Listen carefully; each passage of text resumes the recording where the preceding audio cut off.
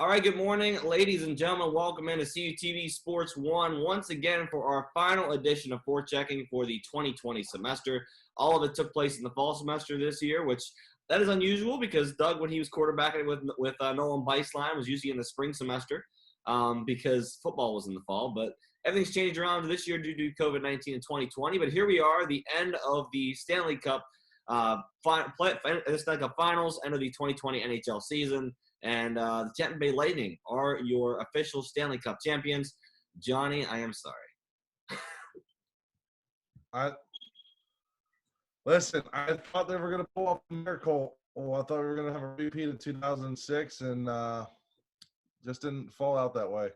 Yeah, and I'm going to pull this up here real quick just to throw it out there. I'm just lean over a little bit. Yep, Tampa Bay, Stanley Cup champions, winning it 4-2 over the Dallas Stars in Game 6 last night. 2-0 was the final score in the game. A complete shutout for Andrei Vasilevsky. Let's move it on. I'm going to shut my virtual background off because that annoys me a little bit.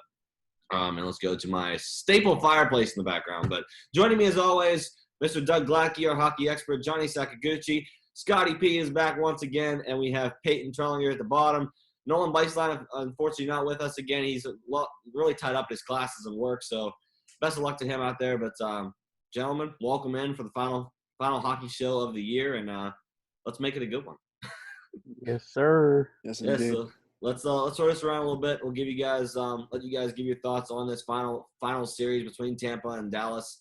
Let me know what you guys think on it, and then we'll move on into some little bit of trades and some rumors going around the league about what's coming up for the next season and some things about the Penguins as well. So let's start it off with Doug. Let's shoot it over to you, my man. Give me some thoughts on this final series. Tampa, of course, being your Stanley Cup champions. Give me your thoughts on it. I just want to start off with this. I am so happy for Steven Stamkos, man. Like that guy's been through it, you know. He's been so close to getting that cup, and stuff would happen, things wouldn't work out, he'd have injuries. You know, he played Game 7 against the Penguins 4 years ago on blood thinners. Like if something would have happened to him, like if he would have caught a high stick or something, he could have died. But he wanted to do it to try and get them to the final, get them over that hump. But like, oh my goodness, man, what a series. I mean, you know, Dallas held their own. I thought that, you know, we were going to get a Game 7. I thought things were going to get super interesting. But the Lightning, man, they're an unreal team. It's a great group. Unfortunately, it reminds you a lot of the first year the Blackhawks won, where a lot of these guys are going to end up going elsewhere in the next week to 10 days because of the cap going flat. And, you know, there's a lot of big bloated contracts on Tampa Bay amongst their depth forwards. So like they're going to have to trade one or two of those guys if they're, you know, wanting to sign Anthony Cirelli and Mikhail Sergachev, which I know is of high priority. But, you know, honestly, hats off to Tampa. And, you know, I tweeted it this morning. This is what happens when you surround your elite talent with even better role players and depth defensemen, you know? So, yeah. All right, let's shoot it over. Scotty P, give me your thoughts on this series and he jumped out of it. What happened there? All right, not sure. So we'll shoot over to Johnny here, and I'll get Scotty back in here as we're working on it. Go ahead, Johnny. And hats off to Tampa. As disappointed as I was to see that winning the cup over Dallas, I give credit where credit's due. Dallas played a hard-fought series. And the fact that they got to the finals without their captain, Steven Stamkos, and I think he only played 2 games in the finals after missing Game 1 and Games 1, 2, and I believe it was Game 5. Game 5. That he was able to come back and play a couple games for the Lightning and get a couple points and help them out all throughout the finals. As Doug said, and surrounding your core players with even better role players. And they are going to have to make some moves this offseason to try to keep some of those guys in keep him on the roster or not go elsewhere in free agency. So we'll see how that plays out in a week from today. All right, shooting over to Peyton here. Your thoughts on the series? All I'm gonna say is that this is like super, like, the Lightning have had plenty of chances to like win the Stanley Cup, and they just ran into like a hot Blackhawks team, and they just dynasties. And I'm happy for them. I wanted Dallas to win, but Tampa Bay, like everyone said, played a really hard fought series. Brandon Point just got the shoulders on his back and just the players on his back and just carry him to the finals. So just good job for them, and it was long overdue.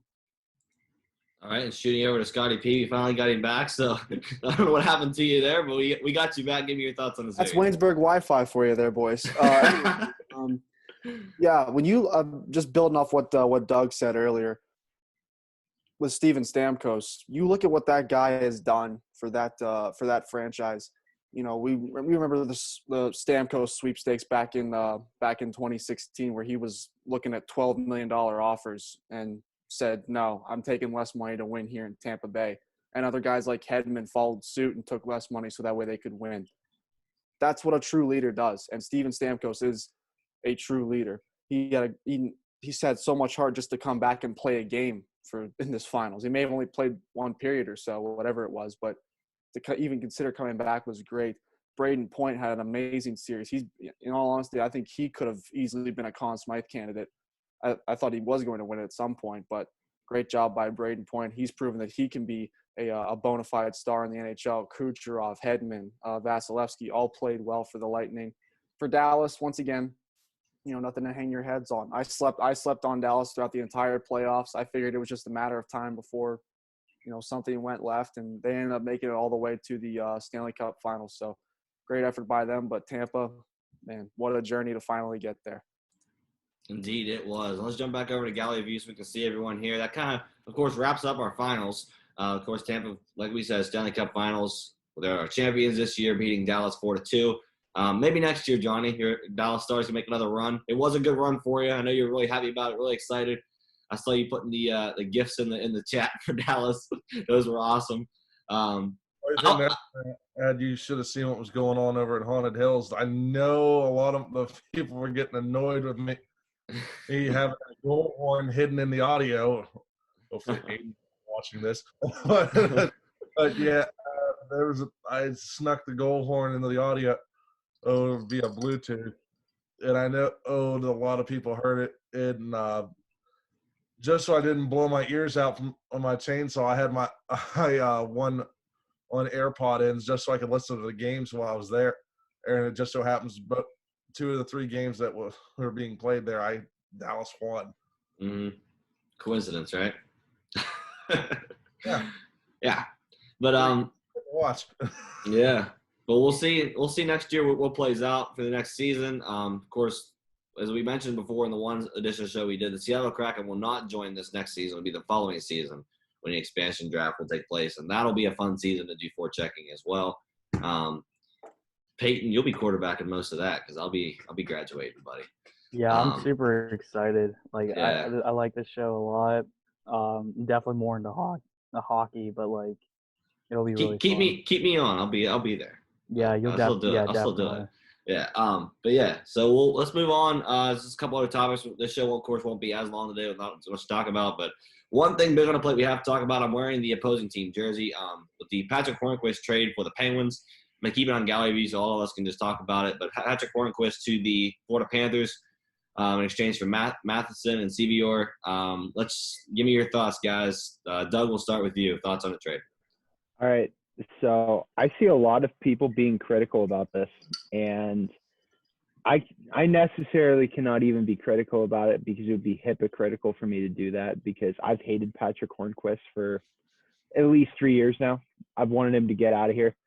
The big thing with this one is Mike Matheson is one of those players. He's the most, in my opinion, and a lot of other people's opinion, he is the most misused defenseman in the league right now. What he needs is he needs to be playing by somebody who's very steady defensively. I think in our case, I think the best option for him would probably be John Marino, because he's so good at just offensive zone entries and just taking shots, taking chances that other guys can't take on this team outside of Chris Letang when he wants to, but I think this is an underrated trade for the Penguins. We got to keep this in mind, guys. A lot of the trades that they made between 2015 and 2016 weren't universally liked either. And look at what ended up happening. Like, if my memory suits me well, I'm pretty sure that almost everybody hated the Nick Bonino trade. And look at what that guy was able to do for them, And with Colton Sevier, man, that guy is basically a clone of Zach Aston Reese. Just no offense, all defense, great fourth liner. I think that's one hell of an asset to have, with Aston Reese being out most of next year due to getting his shoulder done.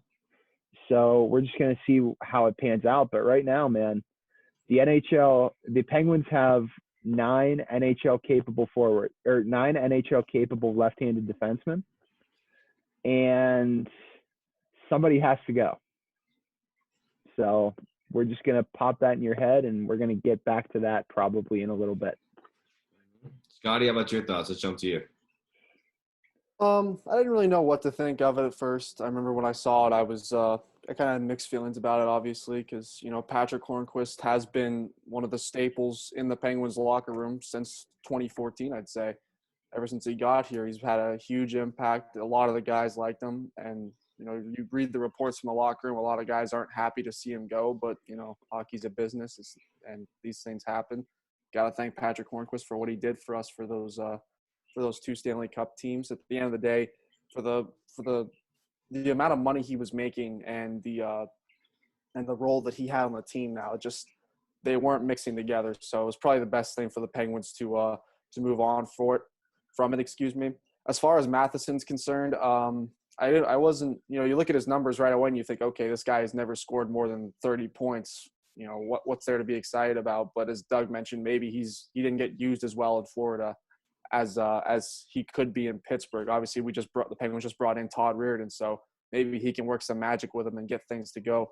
Sevier, hopefully he fills in that he slides into that role that Zach Aston Reese usually plays. So, gonna be optimistic about this one. I'm not gonna say whether I'm not gonna start bringing the torches out on Jim Rutherford just yet, but we'll see how this one plays out. Okay, Johnny, how about you? I was actually taken back by this trick. I wasn't expecting it. And when you called me and told me about it, TK, I was like, wait a minute, what now? I scoured ESPN for like 20 minutes, and I took to Twitter to look for it. And then we all know that took like 24 hours for the trade to be completed because of the no trade clause from Hornquist.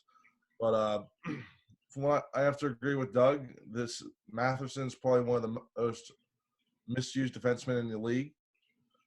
With Reirden here, or as we all know, when he was here before, or the defensemen were probably some of the most elite in the NHL for the Penguins. So adding him to the lineup, I think is going to help out. But again, someone's going to have to go, but we'll talk about that at another time. All right, Peyton, how about you? I actually I don't know if there was like a particular reason if I liked it or if I didn't like it. I mean, my first reaction, I was at work whenever I saw it, and I mean, I was like, all right, yeah, like, that's cool. Patrick Hornquist, kind of like what Scotty was saying, he gets paid a lot to do a role that, could be replaceable. And, I like, everyone said it. Sevier does the exact same thing Zach Aston Reese does, and he just doesn't play. So maybe it's trade bait. I don't know, but I overall I like it. Okay. And that wraps up that trade. But anything, of course, like so, we're keeping the show a little bit shorter today. But anything else you guys want to bring up? Any rumors that you've heard? Go ahead and do that at this time. All right. let's just run it right now. Let's just run with the Jack Johnson thing. Get it out of my system. I knew that was All right. coming. So allegedly, there's been talk that they're going to use Matt Murray to get rid of Jack Johnson, and I love that because there's really nothing that needs filled role-wise through a Matt Murray trade. Like, you don't really need to cash out on Matt Murray right now because you patched up your defense and, your forward group, I think, is pretty solidified because Dom Simone's going to be back. And I think it's almost a guarantee that Sam Poulin starts next year in the NHL. Whether he sticks is yet to be seen, but I think that he's going to get a really good extended look in training camp. And, I wouldn't be surprised if we roll into the playoffs next year with Sam Poulin playing on the right wing of Sidney Crosby and Jake Gensel. So, and with Detroit and Ottawa, they each have I looked this morning, Ottawa has like $42 million and Detroit has $38 million in cap space. And the Red Wings have already started weaponizing their cap space. And what I mean by weaponizing your cap space is taking on some sort of compensation for taking on a bad contract. So, the Rangers gave the Red Wings a second-round pick this coming year to take on the contract of Mark Stahl because they need money to sign some guys to fill out that roster. And it was going to be tough with Mark Stahl on the books. And with the Penguins, they have no need or use for Jack Johnson. I think that Jim Rutherford's starting to realize it was a mistake to bring in Jack Johnson. And I think that Murray is more than sufficient compensation to get rid of that contract and just pretty much start over and get back to seeing what it's like to be a legitimate championship contender and not be a disappointment and a failure. Okay. Anybody else want to go on anything else? Real Doug quick, really took over. Real quick, just to again with Flurry reports, saw something yesterday that says that Minnesota and Pittsburgh are the two potential trade destinations for Marc-Andre Fleury. I think that's a horrible idea if you're the Penguins. I think the only way you consider bringing back Marc-Andre Fleury is if he gets bought out by the Vegas Golden Knights. That's the only way you should ever consider bringing back in Fleury. Doug, correct me if I'm wrong here, but Fleury's contract has a average annual value of $7 million, correct? Yeah, it's $7 million for the next 2 years, and even if they eat half of that, that's still bad. Way too much, especially for a guy that now is probably going to be filling in more of a backup role than anything else. Obviously, right. We talked last episode about the Tristan Jarry extension talks. So if the Penguins do decide to go that route, you have to make sure that Fleury gets bought out 110%, and you renegotiate a contract with him. That's the only way the Penguins should ever consider bringing back Fleury. This is not a trade that needs to be made by any means necessary. Yeah, Peyton, I think you had something, right?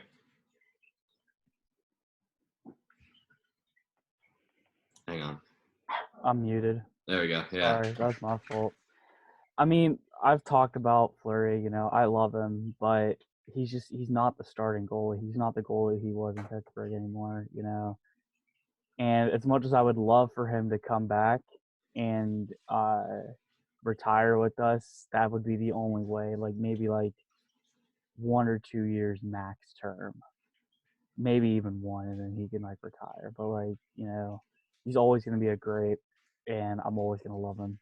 Even I actually have the Tristan Jarry jersey, the All-Star jersey on. But see that? Yeah. Talking about Fleury. Looks good. I'm hoping Jarry steps up into that starting goaltender role whenever Murray gets out, because I was talking with Doug actually today before this, and Murray can't even go into Starbucks without some random guys oh, you'll never be greater than Fleury. nobody. Murray's not happy. Pittsburgh's not happy. It's like destined for it to happen. And like Doug was saying that Ottawa would be a good place for him to go, and I think that would be great too because they don't have a goalie, or Detroit. Detroit doesn't have a goalie, so either one of those places would be good. I think for Flurry, one last thing. I think Flurry should actually. I know Doug. I'm like taking the words out of your mouth.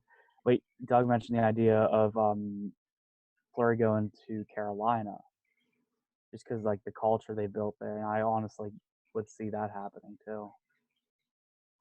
Okay. Anything else from anybody that you have? Gonna go off of what Doug said with Pulley on making the roster next year.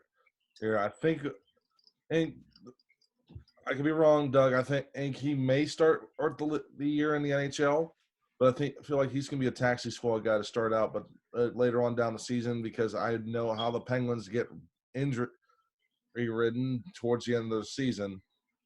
We're going to end up seeing him playing a little more time in the NHL. Also, with the Murray and Jack Johnson rumors, I honestly believe he's going to end up in Detroit. As Peyton said, they do need a goaltender, and they're probably going to be looking for someone that they can trust that's going to be young and be able to do something. I mean, he's got two Stanley Cups under his belt already, and he's been in the playoffs pretty much every year since he's been in the league. So he knows what it takes to get there, or it's just where is he going to end up? And we've got 1 week until free agency. And I'm curious to see where some of these names end up, and also how some of these trades are going to shake out, because I feel like next week we're going to start seeing more trades than we are free agents could be getting signed on day one of free agency. Mm-hmm.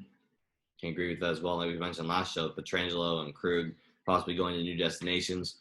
We'll see all those play out too. But yeah, that wraps up our season for this year, guys. So we'll move on to the next season. When does the next season commence? Is it starting sooner now since we start in January? Yeah, we don't really know when it's going to start. There's conflicting reports. I hear people say they're going to start it before Christmas, and I hear people saying it might be January, February. Now, I did hear a rumor that to bridge the gap from this to like actual NHL hockey, right? We're gonna get another World Cup. World Cup of hockey. Okay. Yeah, that's what I heard. They're gonna do it in a bubble. All right. Yeah. That'd be nice. Montreal or something like that. Yeah. Okay. Yeah, Bubble City in Canada, obviously, because it would have to be the bubble cities in here wouldn't really work. Mm-hmm. Nope. Yeah. Well, if that's the case, I'd be really excited to see another World Cup after how things played out the last one. I think it was Canada versus Team North America. I don't. I thought it was Russia. I thought they beat Russia. Yeah, it was Russia. Yep, you're right. That's correct. I'm trying to think, and it's been too long since we had a World Cup. Yeah. But, yeah, I mean, that does our season for this year, guys. It's been great being alongside you for forechecking for this semester. We'll bring it back when hockey starts. If it decides to start up again in the spring semester, we'll have it here in the spring semester too and restart it. But, until then, thank you guys for joining us. Doug, Johnny, Peyton, Scotty, thanks for joining in the last time. How many shows in a row has this been now? Like 5? 4 or 5, yeah. 4 or 5, yeah. We've kept you on. You made a big statement with us. We like having you on, so we figured we'd get you on every show we can.